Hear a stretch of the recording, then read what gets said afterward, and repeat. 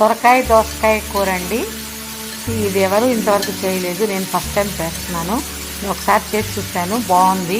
అందుకని వ్యూవర్స్ కోసం అని చేసి చూపిస్తున్నాను. మీరు కూడా ట్రై చేయొచ్చండి వ్యూవర్స్.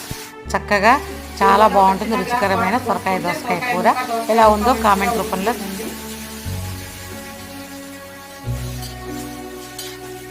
ఈ క్వాంటిటీలో పోసుకుంటే మనకి అది నీళ్ళని ఇంకే లోపల ముక్క ఉడికిపోతుంది.